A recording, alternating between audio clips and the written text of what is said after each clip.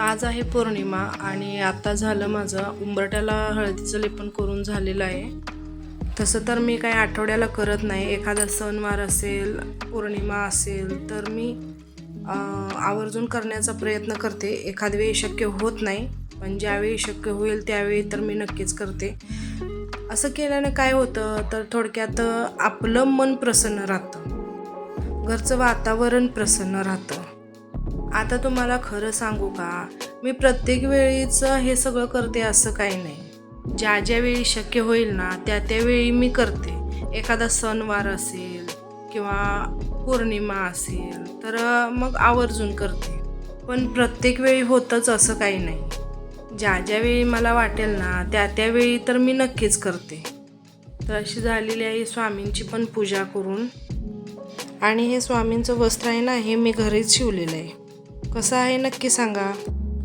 आता इथं लक्ष्मीच्या मूर्तीला हळदी कुंकवाच्या पाण्याने अभिषेक घालून घेते. आज पौर्णिमा आहे म्हटल्यानंतर जरा जास्तच पूजा असते. ज्या काही सेवा असतात त्या करायच्या असतात.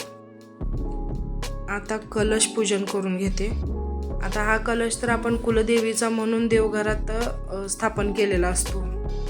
पण रोज नाही, कधीतरी शुक्रवारी किंवा प्रत्येक पौर्णिमेला तर मी कलशाची अशी पूजा करतेच. म्हणजे काय तर कलशाला असा देवीचा मुकुट घालून कलशाची पूजा करते. असं त्या कलशाला देवीचं स्वरूप देऊन छान वाटतं. मला आवडतं हे सगळं असं करायला. मला जसं जमतंय तसं मी करते असं साज शृंगार मला आवडतं करायला. मग प्रत्येक पौर्णिमेला किंवा एखाद्या शुक्रवारी असं ज्यावेळी वाटेल तेव्हा मनात येईल तेव्हा मी करते. कसं आहे माहिती आहे का, जेवढं करल तेवढं चांगलंच आहे. छान वाटतं मला असं साज शृंगार करायला देवीचा. आणि इथं आहे ना, मी हे गुलाबाचं फुलं इथं खाली गळ्यापाशी ठेवत होते, पण तिथं काय ते बसलंच नाही. मग शेवटी परत वाटीतच ठेवलं. इथं वाटीमध्ये आहे ना, मी ओटीचं सामान ठेवले. नागवेलीची 2 पानं कमी पडत होती, त्याच्यामुळं पूर्ण विडावर असं ठेवता नाही आलं. मग वाटीत ठेवलं. वाटीतही ठेवलं तरी चालतं. शेवटी आपल्या मनातला भाव किती शुद्ध आहे ती गोष्ट ज्यादा महत्त्वाची आहे असं मला तरी वाटतं. आता एखादी गोष्ट लगेच अवेलेबल होतच नसेल तर नक्कीच देवी आई ही गोष्ट समजून नक्कीच घेते ना. तर मनात कोणतीही गोष्ट न आणता शुद्ध भावनेने केलेली गोष्ट कधीपर्यंत देवापर्यंत नक्कीच पोचते असं मला तरी वाटतं.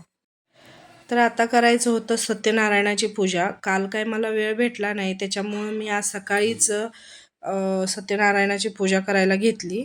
कारण आज 2 वाजेपर्यंतच आज दुपारी 2 वाजेपर्यंत पौर्णिमा होती, तर सकाळच्या वेळी पण केलेली सत्यनारायणाची पूजा चालत होती. मग सत्यनारायणाच्या पूजेसाठी पण मी प्रसादासाठी शिरा बनवलेला. त्याच्यामुळं आज बाकीच्या देवांना पण मी शिऱ्याचाच प्रसाद दाखवला. देवी आईला पण मी शिऱ्याचाच प्रसाद दाखवला. Oops, I am so sorry. असं म्हणतात की सत्यनारायणाच्या पूजेचा जो नैवेद्य आपण बनवतो त्याला शिरा कधी बोलायचं नसतं. माझ्या लक्षात नाही आलं. कारण की गेल्या वर्षी आहे ना, मी सत्यनारायणाची पूजा घरात घातलेली, म्हणजे मोठी घातलेली, म्हणजे ब्राह्मणांना बोलवून सत्यनारायण घातलेलं.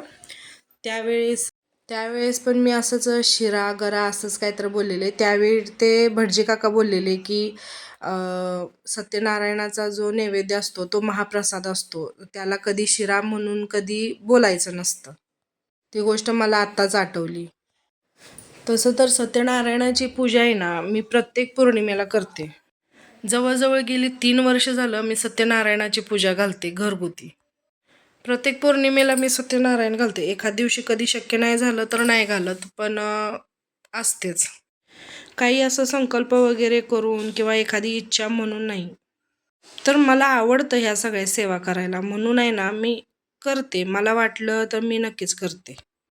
गेल्या वर्षी आहे ना, नाही गेल्या वर्षी नाही, त्याच्या गेल्या वर्षी मी मार्गशीर्ष महिन्याचे गुरुवार होते आणि मार्गशीर्ष महिन्यापासून मी सत्यनारायण पूजा चालू केलेली. असंच मला वाटलं की मला सत्यनारायण पूजा करायची आहे, म्हणजे मला चांगलं वाटत होतं. मी आहे ना 108 सत्यनारायण केलेले. 108 सत्यनारायण पूजेचं पारायण मी केलेलं. छान वाटलं करून. आता चालेत 5 अध्याय वाचून घ्यायचे. आता 5 अध्याय वाचून झालेले आहेत. आता आरती करून घेतली. गणपती बाप्पांची आरती केली पहिल्यांदा, नंतर देवी आईची आरती केली.